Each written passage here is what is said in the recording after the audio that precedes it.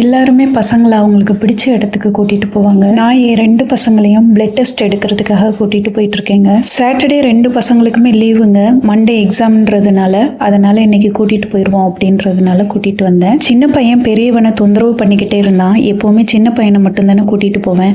அப்போது அவன் சைலண்ட்டாக உட்காந்துட்டு இருப்பான். இப்போ பெரியவனோட வந்ததுனால கொஞ்சம் சேட்டை பண்ணிக்கிட்டே இருந்தான் அவன்கிட்ட. பிள்ளைங்க இந்த மாதிரி ரத்தத்தை கொடுக்குறப்போ என்னால் தாங்கவே முடியாது. பார்க்குறப்போ அவ்வளோ கஷ்டமாக இருக்கும். எல்லா பிரச்சனையும் சீக்கிரமாக சரியாகி பசங்க ரொம்ப சந்தோஷமாக எல்லார் மாதிரியும் வாழணும். அதுதான் எனக்கு ரொம்ப ஆசை. அதுக்காக தான் நான் ரொம்ப கனவு கண்டுகிட்டு இருக்கேன், வாழ்ந்துட்டு இருக்கேன். 2 பேருக்கும் டெஸ்ட் எடுத்ததுக்கு 5000க்கு மேலே வந்துருச்சுங்க. சின்ன பையனுக்கு யூரின் டெஸ்ட்டும் எடுக்கணும். இந்த மாதிரி ஒரு வாழ்க்கை வாழ்றதுக்கு நிஜமாவே எனக்கு பிடிக்கவே இல்லைங்க. ரொம்ப கஷ்டமாக இருக்குது. இப்போவே நம்ம இல்லாமல் போனால் நல்லா இருக்குமே அப்படியெல்லாம் தோணும். என் பசங்க நல்லா இருக்கணுன்றதுக்காக தான் நான் நிறைய கஷ்டங்களை நான் பேலன்ஸ் பண்ணிகிட்டு இருக்கேன். ஆனால் என் பிள்ளைங்களே இன்னைக்கு நல்லா இல்லை அப்படின்றப்போ அது எனக்கு என்ன சொல்கிறதுனே தெரியல. டாக்டர் சொல்கிறத அப்படியே ஃபாலோ பண்ணிக்கிட்டு இருக்கிறதுக்கு காரணம் இது ஆர்கன் சம்மந்தமான விஷயமா இருக்கிறதுனால தான். எந்த விதத்துலையும் நான் கவனக்குறைவாக இருந்து அது பிள்ளைங்களை பாதிச்சிடக்கூடாது அப்படின்றதுக்காக தான் நான் ரொம்பவே இதில் கவனமாக இருக்கேன். பெரியவனுக்கு ஃபஸ்ட்டு பிளட் எடுத்ததுனால சின்ன பையனுக்கு ரொம்பவே பதட்டமாயிருச்சுங்க. சாட்டர்டே எனக்கு ஒர்க் இருக்குங்க, சண்டே தான் லீவு. ஆனால் நான் இந்த வேலையெல்லாம் முடிச்சுட்டு போகிறதுக்கே எனக்கு ரொம்ப டைம் எடுக்கும்னு நினைக்கிறேன். சின்ன பையனுக்கு யூரின் டெஸ்ட் கொடுத்துட்டு வரப்போ 2 பேருக்கும் கரும்பு ஜூஸ் வாங்கி கொடுத்தேங்க. வர்ற வழியில் ஆட்டோக்காரரை வண்டியை நிறுத்த சொல்லிட்டு கொஞ்சம் ஃப்ரூட்ஸ் வாங்கிக்கிட்டேங்க பசங்களுக்காக. ஏன்னா பிளட் எல்லாம் கொடுத்துருக்காங்க, கொஞ்சம் எனர்ஜெட்டிக்காக இருக்கும் அப்படின்றதுனால. சீத்தாப்பழம் 3 வாங்கிக்கிட்டேங்க. இங்கே பாருங்க, இந்த பழம் வாங்கினதே இல்லைங்க, சின்ன வயசில் சாப்பிட்டது. என்னன்னு தெரியுதா? அவகோடாங்க, பட்டர் ஃப்ரூட்டுன்னு சொல்லுவாங்கல்ல. இதில் நல்ல கொழுப்பு இருக்கிறதுனால பசங்களுக்கு கண்டிப்பாக கொடுக்கணுன்றதுக்காக வாங்கிட்டு வந்தேன். ஆப்பிளோட விலை ரொம்ப ஜாஸ்தி இருந்ததுங்க. அதனால 2 ஆப்பிள் மட்டும் வாங்கிட்டு வந்தேன். ஆளுக்கு ஒரு பழம் பசங்களுக்கு கொடுத்துக்கலாம் அப்படின்றதுக்காக. மாதுளம் பழம் 6 பழம் எடுத்து போட்டேங்க. 6 பழம் 1.5 கிலோ கிட்ட நின்றுருந்தது. ஏலக்கி வாழைப்பழம் 1 கிலோ வாங்கினேங்க. நான் வீட்டுக்கு வந்த உடனே பசங்க வந்து எடுத்து சாப்பிட்டுட்டாங்க. அதனால வீடியோவில் ஒரு 6 பழம் கம்மியாக காட்டுறேன். இவ்வளோதான் மிச்சம் இருந்தது. லெமன் சாதம் சின்ன பையனுக்கு கொடுக்கணுன்றதுக்காக லெமன் வாங்கிட்டு வந்தேங்க. இவ்வளோதாங்க நான் ஃப்ரூட்ஸ் வாங்கிட்டு வந்தது. நான் எப்பவும் எடுத்து போட்டுற அந்த அட்டைப்பெட்டியில் நான் இந்த பழங்களெல்லாம் எடுத்து வைக்கிறேன். இதை வைக்கிறப்பவே எனக்கு ஒன்று தோணுச்சு, சரி இந்த அவகோடா பழத்தை நம்ம இப்போ கட் பண்ணிடலாம் அப்படின்னு தோணுச்சுங்க. அதனால் அதை இப்போ நான் எடுத்து பசங்களுக்கு கொடுக்க போகிறேங்க. அது ரொம்ப பழுத்து இருந்ததுங்க, அதுக்கு மேலே வைக்க முடியாது. அதுக்காக தான். இன்னொன்று, இதை பசங்களுக்கு ஃபஸ்ட் டைம் கொடுக்க போகிறேன்றது ஒரு பெரிய சந்தோஷமாக இருந்தது. ஆனால் நான் கட் பண்ணுறப்போ பெரிய சொதப்பல் ஒன்று இருந்ததுங்க. இந்த பழத்தில் நீங்கள் பார்க்குறீங்கல்ல, இது மட்டும்தான் மிச்சம். அந்த முழு பழத்தில் நான் கட் பண்ணுற அளவு மட்டும்தாங்க எனக்கு கிடைச்ச மிச்சம் ஃபுல்லாக ரொம்ப டேமேஜ் ஆயிருந்தது. ரொம்பவே கஷ்டமாக இருந்தது. இதோட ரேட்டு ரொம்ப ஜாஸ்தி. இவ்வளோ விலை கொடுத்து நம்ம வாங்கி இப்படி சொதப்பலாயிருச்சு. பாதி பழம்தாங்க எனக்கு கிடைச்சிதுன்றது கணக்கில் வரும். மிச்ச பாதி பழமும் வேஸ்ட்டாக போச்சுங்க. 2 பசங்களுக்கும் உட்கார வச்சு இதை அப்படியே ஸ்பூனில் ஊட்டி விட்டேன்.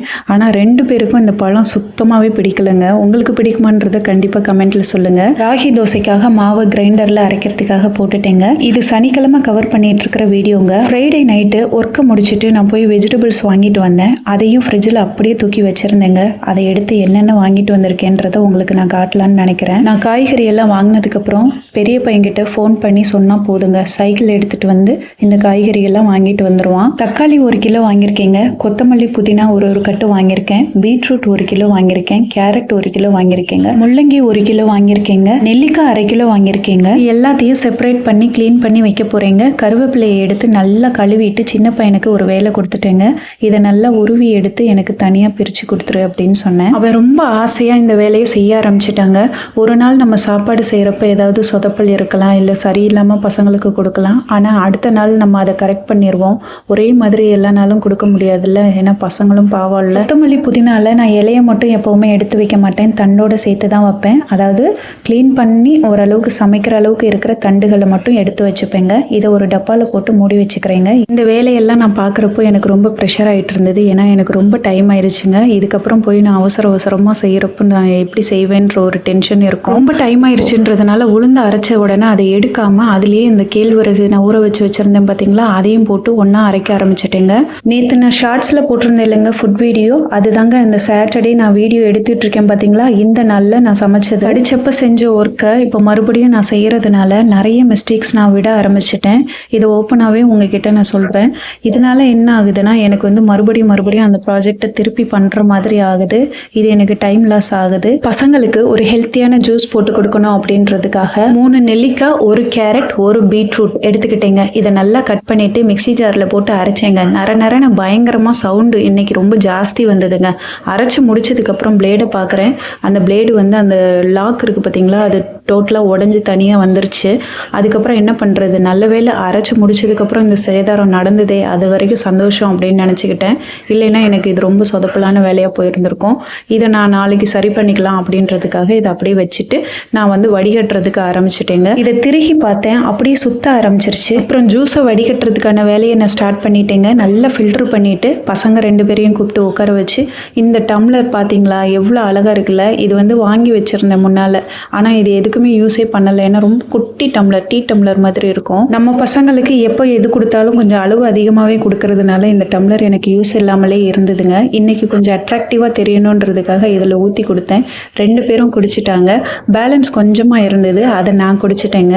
இப்போல்லாம் நான் நடக்கிறப்போ கால் கையிலெல்லாம் ஒரு சவுண்டு வருதுங்க. நடக்கிறப்போ ஒரு மாதிரி டப் டப் அப்படின்ற மாதிரி எலும்பு வந்து விட்டு விலகிற மாதிரியே ஒரு சவுண்டு வந்து கேட்குது.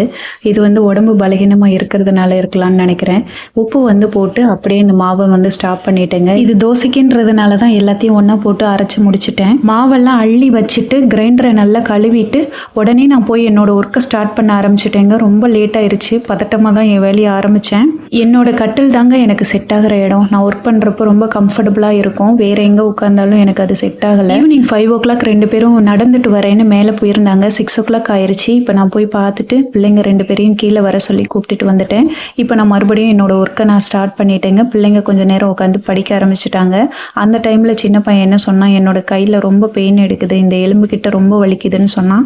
அவனுக்கு வந்து அந்த மருந்து, ஐஸ் கட்டி இதெல்லாம் வச்சு அந்த இடத்த கொஞ்சம் கரெக்ட் பண்ணிவிட்டு மறுபடியும் என்னோட வேலையை ஸ்டார்ட் பண்ணி முடிச்சிட்டேங்க. அதை முடிச்சதுக்கப்புறம் தான் நைட்டு சாப்பாடு வந்து நான் தோசை ஊற்றி பிள்ளைங்களுக்கு கொடுத்தேன். அதை நீங்கள் நேற்று ஷார்ட்ஸில் பார்த்துருப்பீங்க. அடுத்த நாள் காலையில் எழுந்து சீத்தாப்பழம் பழுத்துருச்சான்னு பார்த்தேங்க. சீத்தாப்பழம் பழுக்கலை. 2 ஆப்பிள் இருந்ததில்ல, அதில் பசங்களுக்கு ஆளுக்கு ஒரு ஆப்பிள் வந்து கட் பண்ணி கொடுத்துட்டேங்க. பாதாம் பருப்பு ஊற வச்சுருந்தேன், அதை தோலை எடுத்துட்டு பிள்ளைங்க 2 பேருக்கும் அதை கொடுத்துட்டு, மாதுளம்பழம் ஒரு பழத்தை எடுத்து அதில் ஆளுக்கு பாதி உரித்து 2 பேருக்கும் ஷேர் பண்ணி கொடுத்துட்டேங்க. இதுதான் பிள்ளைங்களோட காலை சாப்பாடு, ஹெல்த்தியான சாப்பாடு. அழகாக இதை சாப்பிட்டுட்டாங்க. இந்த மாதிரி ஹெல்த்தியாக கொடுக்குறப்போ மனசுக்கு ரொம்ப சந்தோஷமாக இருக்குங்க. இதை நான் என்ன பிளான் பண்ணி வச்சுருந்தேன்னா ஜூஸாக அரைச்சி கொடுக்கணும் அப்படின்னு தான் நினச்சிருந்தேங்க. ஆனால் என்னோட மிக்ஸி சரியில்லாததுனால நான் ஜூஸை அரைச்சி கொடுக்கல. சீத்தாப்பழம் பழுத்திருந்தா அதை சாப்பிடலாம் கொஞ்சம் அப்படின்னு நினச்சேங்க. அது பழுக்கலை. அதனால் ஒரு பனானா மட்டும் எடுத்து என்னோட காலை சாப்பாடாக இதை நான் சாப்பிட்டுக்கிறேங்க. மொட்டை மாடியில் துணி காய போட்டிருந்தேங்க. பயங்கரமான காற்று அடிச்சுது. மழை வந்துருமோ என்னமோன்னு வேகமாக போய் எடுத்துகிட்டு வந்தேங்க. இன்றைக்கி நான் வந்து பசங்களோட ரிப்போர்ட்டை கலெக்ட் பண்ணிவிட்டு மிக்ஸி ஜாரை சரி பண்ணுறதுக்கு போயிட்டு எனக்கு ஐ செக்கப் வந்து பண்ணணும். இதெல்லாம் இன்றைக்கி என்னோட வேலைங்க. ஒரு 6 மாதம் கழிச்சு நீங்கள் எதிர்பார்க்காத ஒரு சாப்பாடு நான் இன்றைக்கி செஞ்சுருக்கேங்க. என் பிள்ளைங்களே ரொம்ப சந்தோஷப்பட்டாங்க, எதிர்பார்க்கல. ஆமாங்க, பூரி செஞ்சு கொடுத்தேங்க. நான் போன வேலையெல்லாம் என்னாச்சுன்றதை நாளைக்கு நான் வீடியோவில் கண்டிப்பாக சொல்கிறேன். டியூப்லைட் எரியாமல் இருந்ததுலங்க, அதுக்கும் ஆளை கூட்டிகிட்டு வந்து இன்றைக்கி சரி பண்ணிட்டேங்க. இதில் எவ்வளோ ஆயில் இருக்குது பார்த்தீங்களா, அது ஒன்று தான் கவலை. மற்றபடி இது சாஃப்டாக சூப்பராக இருந்ததுங்க. பிள்ளைங்க ரொம்ப ஆசையாக சூப்பராக சாப்பிட்டுட்டாங்க. அடுத்த நைட்டு சாப்பாடு என்ன தெரியுமா, அதையும் நான் இதில் போட்டிருக்கேன் பாருங்கள். நான் அரைச்சி வச்சல ராகி மாவு, அதில் அழகாக தோசையும் ஊற்றிட்டு பணியாரம் செஞ்சு, அதுவும் ஒரு 6-7 மாதம் ஆச்சு, நீங்கள் பார்த்துருப்பீங்க. அந்த பணியாரம் செஞ்சு 2யுமே வந்து பிள்ளைங்களுக்கு கொடுக்க போகிறேங்க. இதுக்கு தொட்டுக்கிறதுக்கு நான் சாம்பார் தாங்க வச்சுருக்கேன். ரொம்ப சூப்பராக இருந்தது பாசிப்பருப்பு சாம்பார். இன்றைக்கி டியூப்லைட் சரி பண்ண வந்தவர்கிட்ட ஒரு 2 ஆணி அடித்து விட சொன்னேங்க. என்கிட்ட 2 டோர் ஸ்க்ரீன் இருந்ததுங்க. அது பிளாக் கலரில் இருக்கும். நீங்கள் சில வீடியோக்களில் பார்த்துருப்பீங்க. அந்த டோரில் சும்மா மாட்டி மட்டும் விட்டு நான் வீடியோ எடுத்துகிட்டு அதை ரிமூவ் பண்ணிடுவேன். அந்த மாதிரி தான் நான் அதை யூஸ் பண்ணிட்டு இருந்தேன். 2 ஸ்க்ரீனையும் ஒன்றா தச்சு ஜாயின் பண்ணிக்கிட்டேங்க. இது ஹாலில் ஒரு ஷெல்ஃப் இருந்ததில்ல, அதுக்கு வந்து இதை நான் கட்டி விட்டுட்டேங்க. மேலே இதை ஜாயின் பண்ணுறதுக்கு கயிறு இல்லாததுனால பையனோட பேண்ட்டில் இருந்த நாடாவை எடுத்து நான் கட்டியிருக்கேன். ஆனால் அதுக்கு சைடில் அந்த நாடாவுக்கும் ஒரு அடிஷ்னலாக ஒரு ஒட்டு கொடுத்துருக்கேன் பாருங்கள், ஒரு ஒயிட் கலரில். இந்த வீடியோ உங்களுக்கு பிடிச்சிருந்ததுன்னா மறக்காமல் லைக் பண்ணிக்கோங்க. நன்றி, வணக்கம்.